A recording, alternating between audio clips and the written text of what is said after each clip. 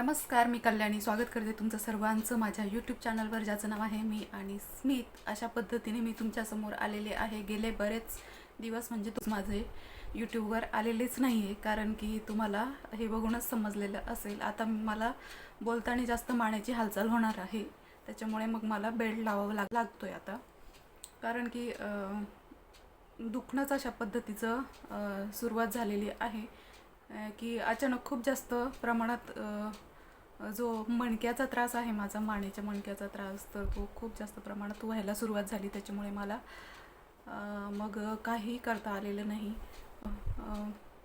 आरामच करत होते. हा दवाखाना, तो दवाखाना, वेगवेगळ्या थेरपीज, अशा पद्धतीचं गोष्टी माझ्या चालू होत्या.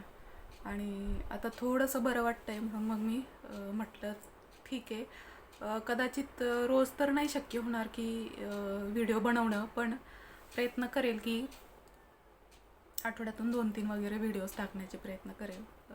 कारण की आता जरी सध्या थोडंसं बरं वाटत असलं मला, तरीही अचानक पुन्हा कधीही त्रास व्हायला सुरुवात होते. काहीही समजत नाही आणि काही करता येत नाही. अजूनही मला स्वयंपाक करायला त्रास होतो, घरातले कामं मी आवरू शकत नाही आणि स्मितला सांभाळणं माझ्याच्याने शक्य नाही आहे, असा प्रकार होतो आहे. तर आता मी नाशिकला आले पुन्हा.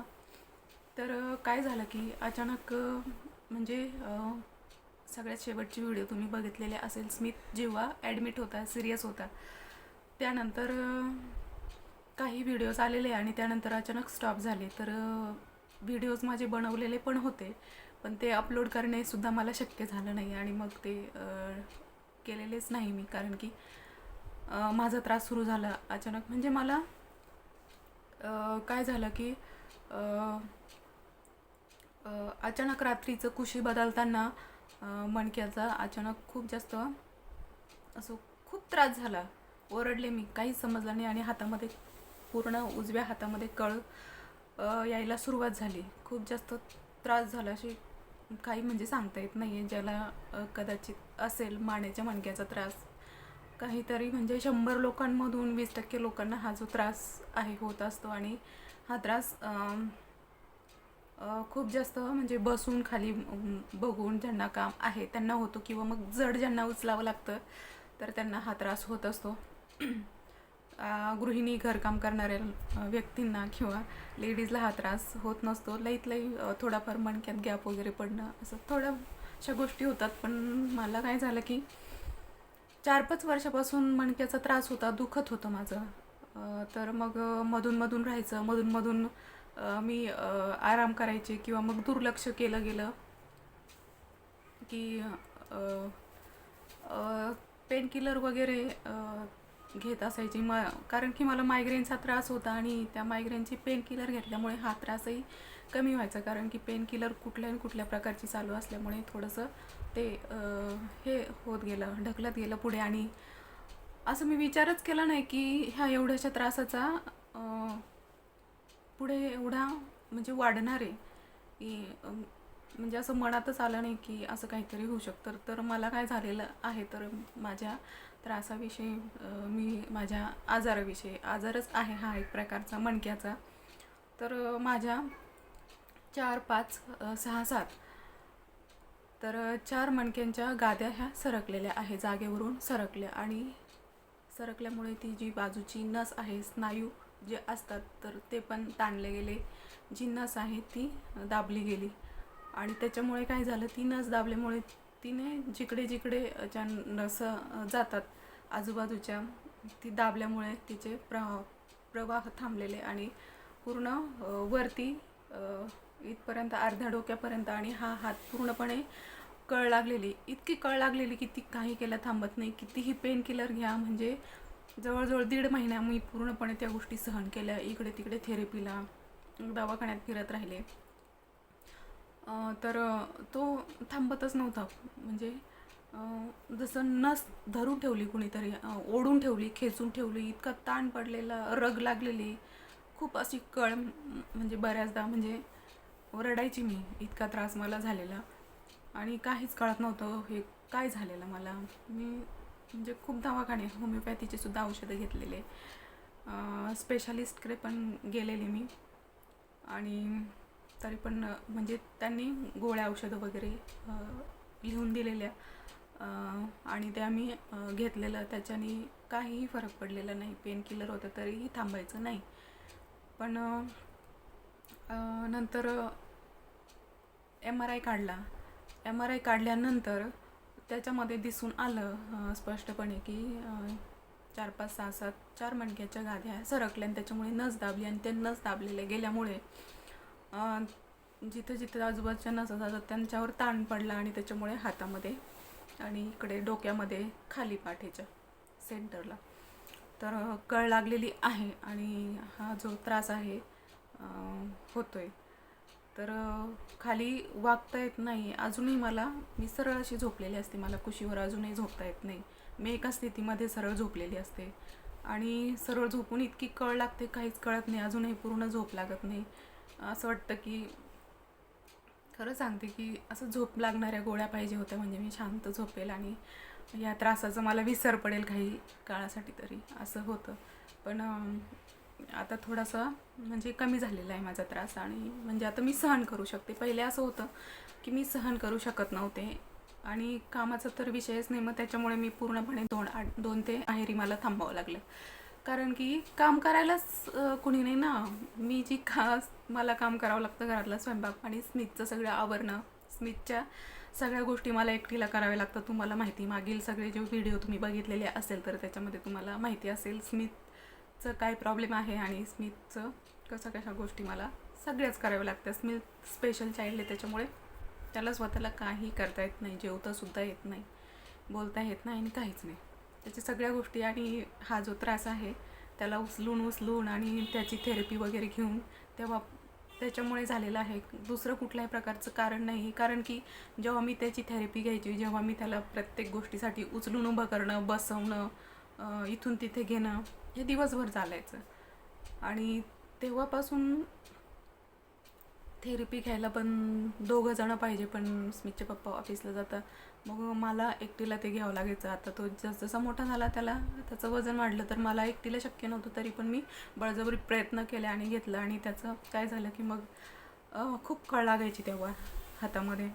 तेव्हाच समजलं होतं की मला आता हे झेपवत नाही आहे म्हणून मी त्याची थेरपी घेणं हळूहळू बंद केलं किंवा मग पण मग तरीही घरामध्ये त्याच्या काही गोष्टी करताना त्याला उचलावं, बसवावं किंवा बाहेरून घरात आणणं असं आणि आजारी पडल्यानंतर तर त्याची स्नायू पुन्हा कमजोर झाली आणि पुन्हा त्याचं चालणं फिरणं याच्यावर त्याचा इफेक्ट झाला आणि तो आता पुन्हा परावलंबी झाला, जास्त चालत नाही असं झालं आणि मग खूप जास्त लोड वाढला आणि माझा अचानक त्रास हा वाढला.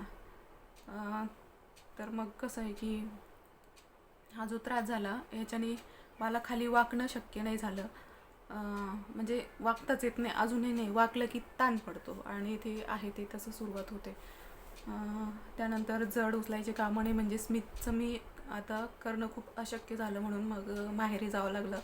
तिथं आईवडील ते सगळे करणारे होते. स्मितला सांभाळणं, स्मितला औषधं देणं, स्मितला जेवू घालणं, झोपी लावणं सगळं काही माझे आईवडील भाऊन ते करत होते सगळे आणि मी फक्त आराम. मला बेड उठून जास्त वेळ झोपलं तरी त्रास होतो, उठलं तरी त्रास व्हायचा. मग मी थोडा वेळ उठून बसायची, थोडा वेळ झोपायची, बसायची असं चालू होतं माझं आणि खूप जास्त त्रास व्हायचा. म्हणजे जेवायलासुद्धा तेच मला घेऊन यायचे. जेवायचं ताट उचलणं, जेवायला आणणं माझं हे सगळं मी परावलंबी झाले होते आणि कारण म्हणजे तो त्रासच एवढा आहे ज्यांना कुणाला असेल. हा त्रास खूप कमी लोकांना आहे की एवढ्या जास्त प्रमाणात. 1-2 चकती समजू शकते पण पूर्णपणे 4 चकत्या ज्या गाद्या आहेत त्या सरकल्या आणि पूर्णपणे तेवढ्या एरियातली नस दबलेली. खूपच जास्त प्रमाण झालं माझं, जास्त प्रमाण झालं. त्याच्यामुळे तो त्रासही तितका जास्त होता आणि महिन्यामध्ये खूप अभ्यास केला. ज्या माझ्या आजार आहे गुगलवर, यूट्यूबवर आणि डॉक्टरांच्या वेगवेगळ्या सल्ल्यानुसार वेगवेगळ्या डॉक्टरांकडनं मला पूर्णपणे आजाराची माहिती मिळालेली आहे की याचं पुढे काय होणार आहे, आत्ता काय चालू आहे हे सगळं मला माहिती. तर असं आहे. तर चला आता म्हणजे थोडं टेन्शन कमी झालेलं आहे कारण की थोडा त्रास कमी झालेला आहे. पण काम शक्य नाही माझ्याकडनं. भांडे घासायला त्रास होतो, स्वयंपाक थोडं थोडं मी करते, घर झाडायला वाकायला शक्य नाही होते.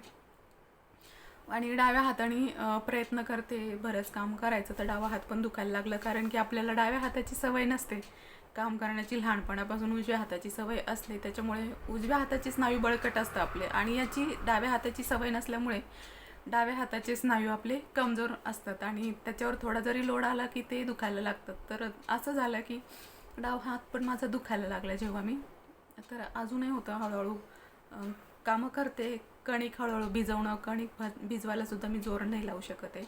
आणि हा जर जास्तच त्रास होत असेल तर म्हणजे हातामध्ये ताकद आहे, पण पहिल्यासारखी जर का मी ताकद लावायला गेले ते आहे तो त्रास तसा सुरू होतो, त्याच्यामुळे मग नाही. आणि तेवढा ताकद लावता पण येत नाही. मुंग्या वगैरे पण यायच्या, हाताला घाम यायचा माझ्या, तर तो आता कमी झालेला आहे. जेव्हा हातातील संवेदना किंवा घाम येतो हे जर का हाताची पकड कमजोर व्हायला लागली तर मग पुढची स्टेप येते. जर का दुखणं वगैरे थांबत नसेल तर मग तेव्हा ऑपरेशन करावं लागतं, कारण की मग हात निकामी होत चालतो, हातातल्या संवेदना नष्ट होतात. त्याच्यामुळे पुढची स्टेप ही ऑपरेशन असतं. आणि ऑपरेशन आता खूप असा व्हिडिओज वगैरे बघितले, पण बऱ्याच लोकांचं असं म्हणणं झालं की ऑपरेशन सक्सेस नाही होत, त्याच्यामुळे पॅरालिसिस वगैरे होऊ शकतो एका साईडला, किंवा हातातल्या संवेदना पूर्णपणे जाऊ शकतात, म्हणजे सक्सेस होत नाही. आणि अजून अशा काही गोष्टी मी ऐकलेल्या आहेत. तर त्याच्यामुळे मग भीती वाटते त्या स्टेजपर्यंत मला जायचंच नाही आहे. असंच माझा आजार बरा झाला पाहिजे. आणि डॉक्टरने हे पण सांगितलं, आत्ता जरी बरा झाला तुमचा आजार तरी भविष्यात उद्भवू शकतो, त्याच्यामुळं आत्ता जशी तुम्ही काळजी घेता आहात तशीच तुम्हाला आयुष्यभर या गोष्टीची काळजी घ्यायची आहे. जड उचलायचं नाही, वाकायचं नाही जास्त, आणि सगळ्याच गोष्टी म्हणजे ज्याने दगदग होईल, ज्याने मला जास्त त्रास होणार माझ्या शरीराला, त्या गोष्टी करायच्या असतील, तर असं आहे. तर बघूया चालू. तर हळूहळू सुरुवात केलेली मी कामाला, पण तरी पण आता थोडं 1-2 दिवसापासून पुन्हा ते थोडं दुखायला लागलेलं आहे. आणि तसंच मला माहेरून नाशिकला यावं लागलं, कारण की स्मितची तब्येत थोडी खराब झाली. तो खूप बारीक झाला, थोडंसं म्हणजे तो त्याच्या पप्पांना मिस करायला लागला. पप्पांना रोज व्हिडिओ कॉल तर करायचा, पण व्हिडिओ कॉल केला की तो रडायचा त्याच्या पप्पाचा चेहरा बघून. आणि त्याची ट्रीटमेंट पण सगळी इकडे नाशिकला आहे, त्याच्यामुळे तिकडे वेगवेगळे दवाखान्यांमध्ये वेगवेगळे औषधं वगैरे ते मी ट्राय करतच नाही, कारण की इथं व्यवस्थित त्याचे औषधं वगैरे चालू आहे. तर मग त्याला आजारी वगैरे मध्ये सर्दी झाली तरी पण त्याला इकडे नाशिकला आणावं लागलं एवढ्या 2 महिन्यामध्ये. तर खूप बारीक झाला एकदम, त्याचे इथले हाडं अशी बारीक हातपाय झाले. मी तो दिसेलच पुढच्या व्हिडिओजमध्ये वगैरे. तर असं आहे, जेवण पण करायचं नाही, एक दिवस करायचं एक दिवस नाही करायचं, असं झालं त्याचं.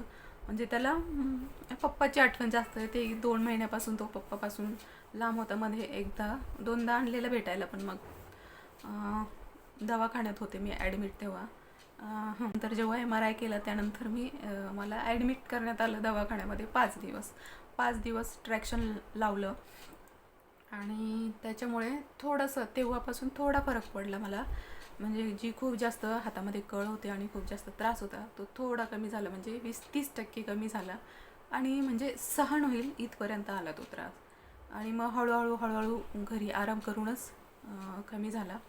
कुठल्याही प्रकारचं काम केलं नाही, कुठल्याही प्रकारचं मी स्मितचं काम केलेलं नाही, सगळं पण माझे आईवडील होते करायचे, असं झालं. मग स्मितचे पप्पा इकडे एकटेच होते. जेव्हा मी 5 दिवस ॲडमिट होते, ट्रॅक्शन वगैरे लावलेलं होतं, तर तेव्हा स्मितच्या पप्पांना सुट्टी नव्हती आणि स्मितला मी नाशिकलाच ॲडमिट होते. आणि स्मितला 2 दिवस माहेरीच सोडलेलं होतं. आणि माझे आईवडील त्यांच्याकडे, कारण इकडे सांभाळणारं कुणी नाही. स्मितचे पप्पा ऑफिसला जातं, मग त्याचा प्रश्नच असतो, त्याला कोण सांभाळेल, काय करेल. आणि मग त्याला तिकडे सोडलं, पण मग त्याच्याजवळ पप्पा पण नाही आणि मी पण नाही. त्याच्यामुळे काय झालं की त्याने जेवण वगैरे, पाणी पिणं हे सगळं सोडून दिलं तिकडे. मग त्याला माझ्या आईने ते इकडे घेऊन आले दवाखान्यामध्ये, मला भेटवायचे आणि संध्याकाळी बहिणीकडे घेऊन जायचे. बहीण पण राहते नाशिकला इकडे. तर असं चालू केलं. मग ते इकडेच राहिले 2-3 दिवस. त्याला सकाळ संध्याकाळ माझ्याकडे भेटायला घेऊन यायचे दवाखान्यामध्ये. दवाखान्यामध्ये तो जेवण करायचं माझ्या हाताने, औषधं घ्यायचा आणि त्याला मग घरी घेऊन जायचे. तर असं 5 दिवस ॲडमिट होते, तर ते काढले. आणि सुरुवातीचे 2 दिवस मिचे पप्पा होते सोबत थांबलेले, पण सुट्ट्या नाही टाकता येत ना, किती दिवस सुट्ट्या टाकणार. तर मग रात्रीच्या वेळेला यायचे मग ते भेटण्यासाठी ऑफिसवरून आल्यानंतर. तर असं झाल्यानंतर मग माझी आई बहीण तेच करायचे, डबा आणून देणं, स्मितला सांभाळणं, घेऊन जाणं आणि बाकीचे इतर गोष्टी. तर असं होतं हे सगळं. आणि आता थोडासा म्हणजे आराम वाटतो, पण तरी मधून मधून ते दुखतंच. आणि थोडी भीतीच वाटते की आता किती महिने झाले, 2-2.5 महिने झाले आणि किती दिवस चालायचं ह्या सगळ्या गोष्टीचा कंटाळा येतो. आणि एखादा आजार जास्त दिवस राहिला की खरंच कंटाळा येतो. एवढे दिवस ते शक्य नाही. 15 दिवस जरी असला ना तरी पण खूप त्रास होतो. तेव्हा आता मी 2-2.5 महिने होत आले आणि खरंच खूप म्हणजे मानसिकता ढासळते की बरं होईल का नाही हा आजार आणि कसं होईल आपलं. तर असं आहे. आणि आता हळूहळू व्हिडिओ मी सुरू करणार आहे. तर म्हटलं चला अगोदर आपण काय झालं इतके दिवस व्हिडिओज नव्हते आणि या गोष्टी वगैरे आपण थोडंसं बोलूया आणि डेली रुटीन आपलं जे आहे ते सुरू करूया. तर असं बाकीच्या अजून काय गोष्टी आहेत त्या मी पुढील व्हिडिओमध्ये तुम्हाला सांगेल. आणि काही गोष्टी जसं जसं मला आठवेल किंवा काय घडलेली या गोष्टी मी तुम्हाला पुढील व्हिडिओमध्ये सांगेन. आणि आजचा व्हिडिओ मी इथेच थांबवते. पुन्हा नवीन व्हिडिओमध्ये भेटू. तोपर्यंत बाय.